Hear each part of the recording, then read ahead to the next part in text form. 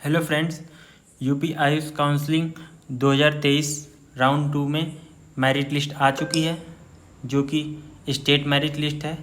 और इसमें नोटिफिकेशन में पहले नंबर पे आपको मिल जाएगी। ये 7/10/2023 को 7:15 पे रिलीज हुई है। तो इसको ओपन करते हैं और देखते हैं इसमें क्या क्या दिया गया है।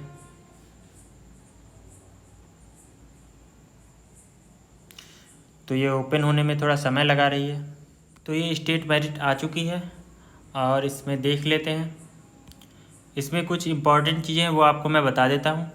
UP state merit list Ayush counselling 2023-24 round 2। तो इसमें जो रजिस्ट्रेशन पहले कराए थे राउंड 1 में, उनका भी नेम है। और जो राउंड 2 में दोबारा रजिस्ट्रेशन कराए, मतलब दोबारा क्या, पहली बार ही वो लोग कराए हैं, लेकिन राउंड 2 में रजिस्ट्रेशन कराए हैं, तो दोनों के नाम इसमें दिए गए हैं। तो जैसे कि पहली लिस्ट में भी ये पहला नेम जो था, ये था 610 नंबर वाला, verified with link not available. तो ये जो है verified link with link not available, ये सबसे बड़ा क्वेश्चन है कि ये वेरीफाइड कुछ में लिखा हुआ है, किसमें verified with link not available लिखा हुआ है। तो यहाँ पे दो ऊपर पॉइंट दिए गए हैं रेड कलर से, तो आप इनको पढ़िए। Documents can be verified online. जिनका verified with link not available लिख के आ रहा है, उनका है document can be verified online subject to verification at the time of physical verification at nodal center and at the time of admission of allotment college। तो इनके जो कागज़ हैं वो आप नोडल सेंटर पे फिजिकली वेरीफाइड किए जाएंगे, और एडमिशन के समय कॉलेज में भी जब कॉलेज अलाट होगा तो वहाँ पे भी इनके वेरिफिकेशन होगा। अब जिनका वेरिफिकेशन रिजेक्टेड लिख के आ रहा है, तो उनके या तो डॉक्यूमेंट ब्लर्ड हैं, या तो जो पढ़ने में नहीं आ रहे हैं, फेक हैं, या सर्टिफिकेट जो है वो आउट ऑफ डेट है, और नॉट एज पर फॉर्मेट, और जो फॉर्मेट के आधार पे नहीं है। Instruction given in our brochure and important information uploaded on website time to time. तो ऐसा तो बहुत कम लोगों का होगा जो वेरिफिकेशन रिजेक्टेड हुआ है, या तो फिर वेरीफाइड है, या तो फिर verified with link not available है। क्योंकि कोई भी कागज़ फेक इसमें नहीं लगाता है, क्योंकि उसको पता है डायरेक्ट उसका रिजेक्ट हो जाएगा। तो इसमें देख लेते हैं ये सारी लिस्ट। ये तो बहुत सारे पेज हैं, ये लगभग 646 पेजों की लिस्ट आई हुई है। इसमें टोटल जो बच्चों ने पार्टिसिपेट किया है वो मैं बता देता हूँ एक बार। 9008 बच्चों ने पार्टिसिपेट किया है टोटल। और इसमें बहुत सारे प्राइवेट कॉलेज भी लेंगे और बहुत सारे गवर्नमेंट कॉलेज भी लेंगे, और ये अदर देन यूपी से भी बहुत लोग आए हैं। जैसे यहाँ पे लिखा है अदर देन यूपी।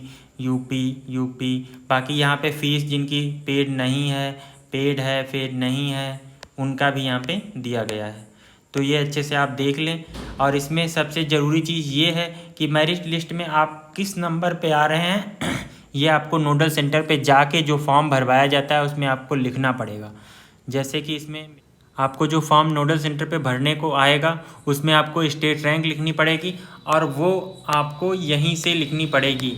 यही पीडीएफ आपको देखनी पड़ेगी। आपका नेम इसमें चेक करना पड़ेगा आपका कहाँ पे है, और ये आपकी दी गई हैं यहाँ पे 32, 33 ये स्टेट रैंक दी हुई हैं। ये आपको नोडल सेंटर पे जो फॉर्म मिलता है उसमें आपको पूरा डिटेल में भरना पड़ेगा। तो उसमें ये भी एक कॉलम आता है। और जो आपको अलॉटमेंट लेटर आएगा, अलॉटमेंट लेटर क्या, अलॉटमेंट जो पीडीएफ आएगी जिसमें सारे बच्चों की अलॉटमेंट पीडीएफ आएगी, उसमें भी आपको जो नंबर दिया जाता है अलॉटमेंट सीट का, वो भी आपको उसमें रैंक भरनी होगी।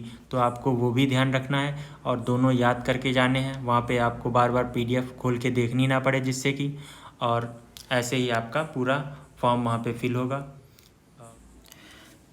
बहुत सारे लोगों को जानकारी नहीं थी राउंड 1 में कि काउंसलिंग हो रही है।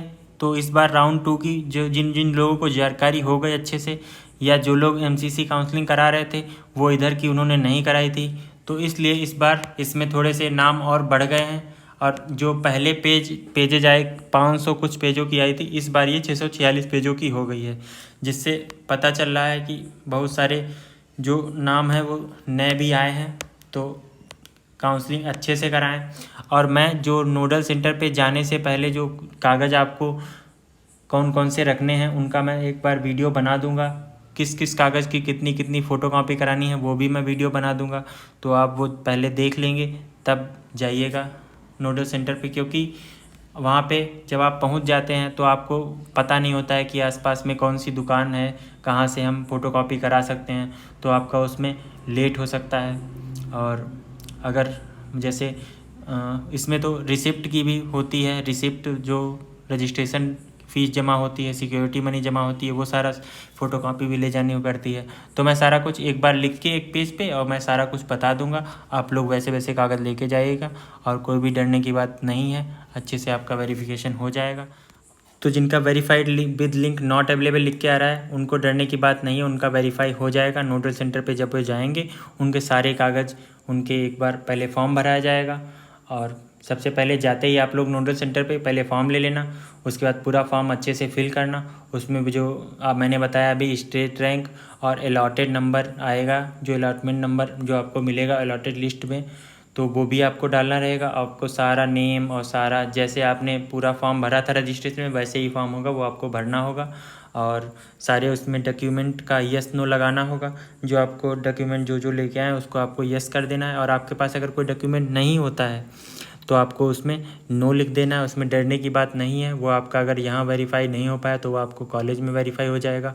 और बाकी मैं इस पर एक अलग से वीडियो बना दूँगा, जिन लोगों का जो वहाँ पे मतलब जो कागज़ होता है ले जाना, वो मैं सारा कुछ बता दूंगा। कितनी कितनी फ़ोटोकॉपी ले जानी होती है वो भी मैं बता दूंगा, क्योंकि वहाँ पे एक फ़ोटोकॉपी तो वहाँ पे जमा हो जाएगी और एक आपकी कॉलेज में जमा होगी। और सारा कुछ मैं अगले वीडियो में बताता रहूँगा। और मैं चॉइस फिलिंग का भी एक वीडियो बनाऊँगा, जिसमें मैं चॉइस फिलिंग बता दूँगा कैसे आपको भरना है।